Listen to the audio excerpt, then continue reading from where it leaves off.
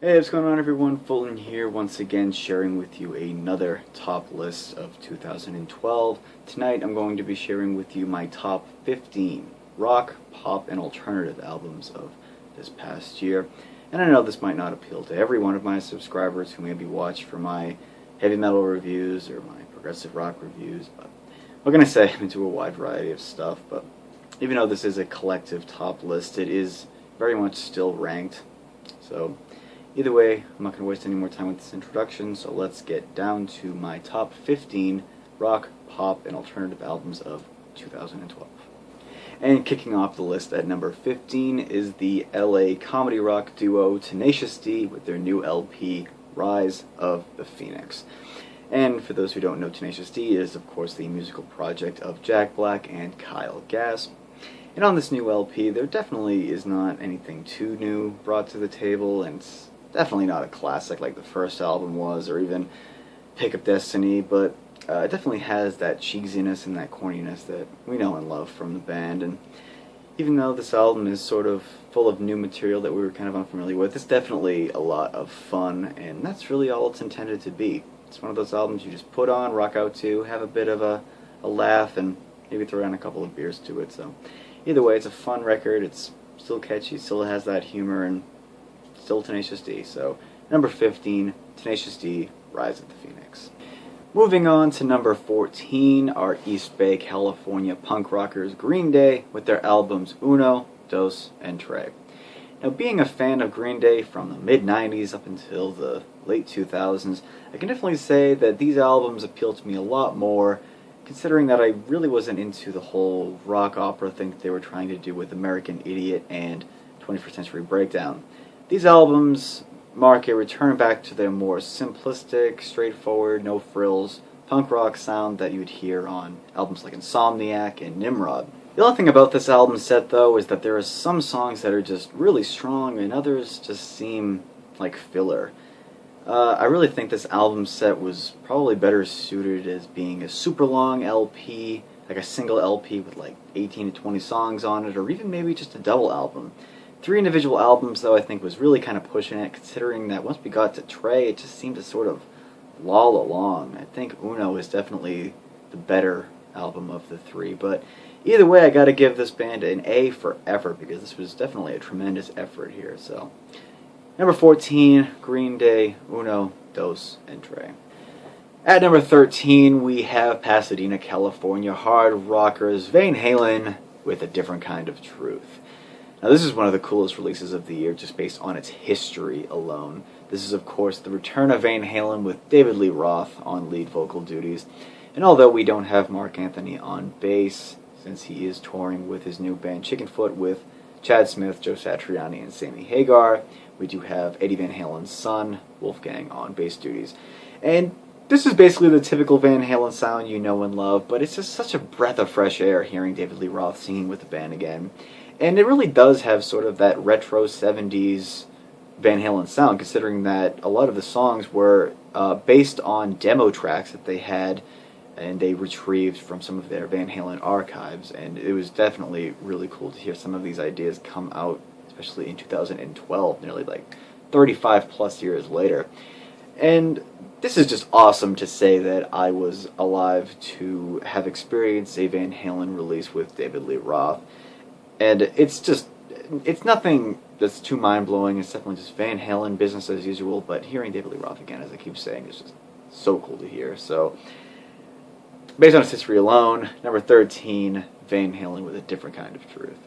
And moving on to number 12, we have another classic hard rock band coming back in 2012, this time the bad boys from Boston, Aerosmith, with Music from Another Dimension.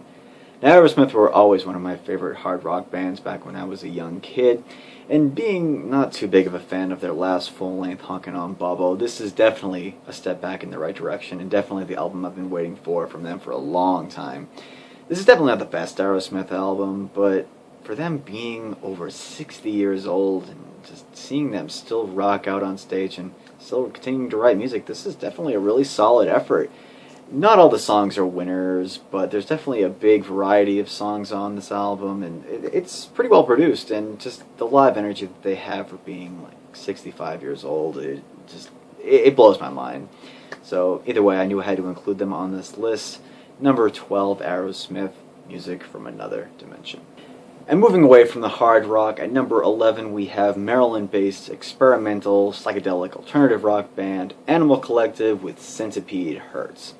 Now, after the release of 2009's Merryweather Post Pavilion, I had extremely high hopes for this band. And when this album first came out and I first listened to it, it was definitely a little bit strange. It was definitely a little bit hard to get into. This definitely took a lot of getting used to. It's just very spacey and very jagged in terms of its arrangements, but definitely not a bad album. This is just very different. It's definitely an album that takes lots of listens to get used to. Even after lots of listens, you might not be into it still, but if you try hard enough, it'll unlock the secret nuances that this album has, because I knew I definitely had to spend some time with it, and it definitely grew on me. So, number 11, Animal Collective, Centipede Hurts. And moving into the top 10, at number 10 we have Albuquerque, New Mexico indie rockers The Shins with Port of Morrow. I first heard of these guys back in the early 2000s, back when I first heard them through some Transworld skateboarding videos. And after being a fan of them from their first album, Oh Inverted World, it was definitely pretty cool to see them with a new release here in 2012. And the one thing that got me into this album right away was their music video for the song Simple Song. Now, I'm not going to give anything away, but it is easily the best music video of 2012 in my opinion. And it's just something you're just going to have to see, and it's definitely a music video that goes very, very well with the song. But this is an album full of just terrifically well-produced indie rock.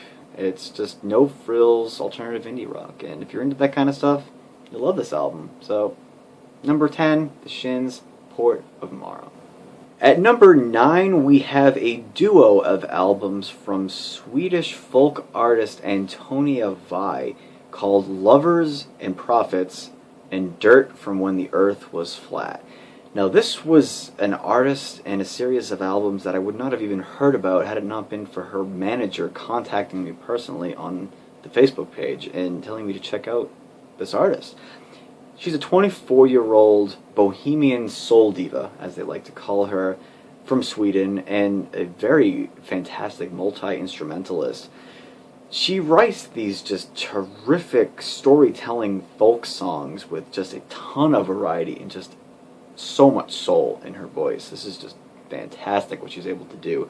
Just a phenomenal voice she has, and just an artist to certainly check out. I am certainly grateful for being contacted to check out this artist, and sadly I didn't get to review her albums earlier in this year, but I definitely knew that I had to include her on this list. And definitely check out Lovers and Prophets and Dirt from When the Earth Was Flat by Antonia Vai, number 9. And coming in at number 8, we have New York-based post-punk rockers Swans with their album The Seer. Now, this was a double album of the experimental post-punk variety, which was extremely progressive. This was an album full of terrific atmosphere, phenomenal energy, and just a great use of repetition to convey the emotion and the meanings behind these songs. And this is actually my very first experience with this band, and I gotta say, I am extremely impressed. And although I know that some of their past albums probably don't compare to this, I gotta say this was a very intense experience, full of great songwriting and just fantastic instrumentation. Some sort of instrument arrangements that I was not used to hearing on this album, and I was definitely really impressed with what they were able to accomplish. So, number 8, Swans with The Seer. And coming in at number 7, we have Chicago-based indie math rockers Maps and Atlases with Beware and Be Grateful. Now, this is the follow-up to the very ambitious 2010 full-length Perch Patchwork. Now, this new full-length was definitely a little bit more stripped down than their previous effort, but the production on this album is just absolutely fantastic. Dave Davison's vocals have never sounded better, and although the songs are a little bit more simplistic, a little bit more experimental, a little bit more of like a poppy dance flavor, definitely still very well written, very well executed. If you're someone who's into a lot of guitar-based indie rock with some of a pop or dance flair, you'll absolutely love this album, and definitely one to check out if you haven't heard of Maps and Atlases. So, coming in at number 7, Maps and Atlases with Beware and Be Grateful. And moving on to number 6, we have Serj Tankian with Harakari. Now, if you don't know who Serj Tankian is, he is, of course, the lead vocalist to the Armenian experimental rock band System of a Down. Now, this is his 3rd solo album, and actually the first of a 3-part album series. Now, the thing about Serj Tankian that I love is that ever since he went solo, he just hasn't made the same album twice, and this album just continues to show that progression and that experimentation. And there is just a terrific variety of songs on here, and just such a level of catchiness, even though a lot of these songs happen to be kind of heavy. Just really great production, but just a ton of infectious songs. Like, a lot of the songs might kind of catch you off guard, but don't worry, it's going to infect you. And it's definitely a lot better than Imperfect Harmonies, in my opinion, and definitely a very promising album to start off this 3-part series that he is, of course, planning. So I definitely look forward to hearing what he does with the rest of this material. And coming in at number 6, Serj Tankian with Harakari. And coming in at number 5, finally broken into the top 5, we have Los Angeles, California punk rockers NoFX with Self-Entitled. Now, this just might be business as usual for NoFX, but with this being their 12th studio album, they just continue to show that they still know how to rock and write great punk rock, even if they are 40-plus years of age. This is just an album full of catchy, humorous, melodic punk rock, as you know and love from NoFX, and it's just still better than the majority of punk rock that's around these days here in 2012.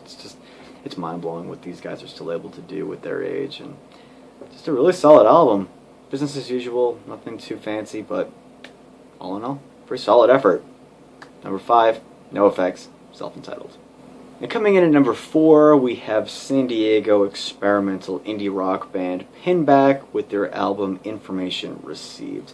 Now, this was another band that I first discovered through some old Transworld skateboarding videos and the long-awaited follow-up to their 2007 album Autumn of the Seraphs.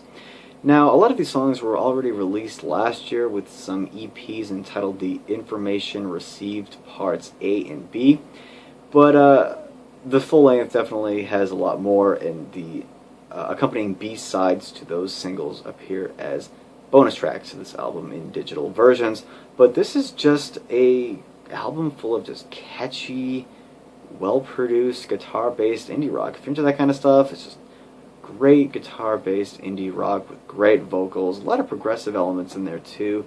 It's one of the reasons why I like them in the first place. Just really catchy, great productions, a bunch of great songs. So, number 4, Pinback, Information Received. And breaking into the top 3, at number 3 we have Orange County punk rockers The Offspring with Days Go By.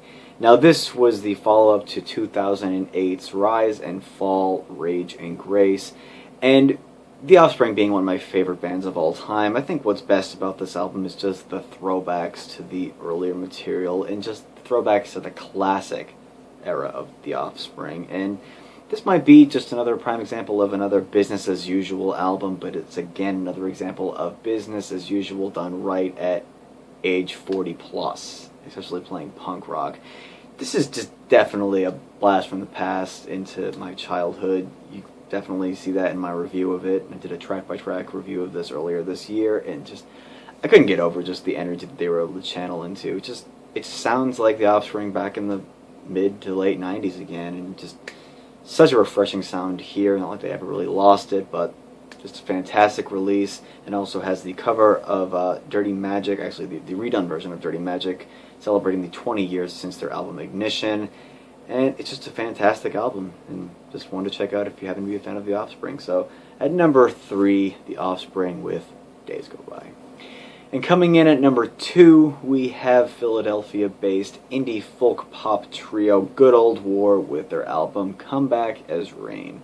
And I don't know what it is about Good Old War, but they just continue to write the catchiest, most infectious folk pop you'll ever hear. And it doesn't matter how happy or how sad the lyrical content might be. There's just such great guitar on this album and just terrific vocal harmonies. Just what you know and love from Good Old War if you happen to be a fan of them. This is an album full of incredibly consistent songs, very well written and very well produced. There's just no frills, extremely catchy folk. The songs are just something that will stay with you forever after you hear them. I'm sure you'll relate to at least 5 or 6 of the songs from this album, so either way, absolutely love this release. Listened to it like every day ever since like the spring into the summer, and even listening to it now, it still holds up, and it's definitely the sign of a great album. So, coming in at number 2, Good Old War, Come Back as Rain. And coming in at number 1 is the Chicago-based alternative rock band, the Smashing Pumpkins, with their new album, Oceania.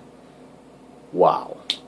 That's how I'm going to start this off, because this album came completely out of left field and just completely blew my mind at first listen. This was an album that had absolutely no promotion and no leading single before it came out. This is a full length, being a part of their Tea Garden by Kaleidoscope series that Billy Corgan has been assembling over the last few years, but this is the first full length that's being a part of it, since the rest of them are just EPs. But this is the first full length since their reunion album from 2007, 2008, I can't remember, entitled Zeitgeist. Absolutely phenomenal album that was, one of my favorite Smashing Pumpkins albums, but this one, in my opinion, just completely blows that out of the water. Although Billy Corgan is completely alone on this, with a completely new backing band, this band just sounds fresh. This band sounds so fresh and new. Just an incredible beauty on this album, which was, for what I hear, the main intention going into it. I mean, it does rock at times. It starts off with a pretty rocking song, but then it just sort of drifts off into this idea of beauty and just a collection of extremely strong songs. Some of the strongest, I think, in the entire Smashing Pumpkins discography. Just a great variety, great production, and great execution. This is an album that I honestly believe should be an instant classic among Smashing Pumpkins fans, although I really don't think it's going to have that impact for longtime fans of the band, but I'm willing to go out and say that this honestly might be my all-time favorite Smashing Pumpkins record. This is just incredibly consistent, extremely strong, very varied, extremely beautiful, and just extremely well produced. This is something that Billy Corgan should be extremely proud of, and if this is what Smashing Pumpkins sound like in 2012, I cannot wait to hear what they have up their sleeves for the next full length or the next EP. And that's going to do it for my top 15 pop, rock, and alternative albums of 2012. I hope you enjoyed this list.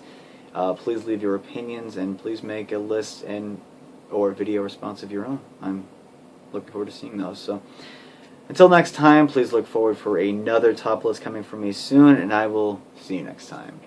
Take care.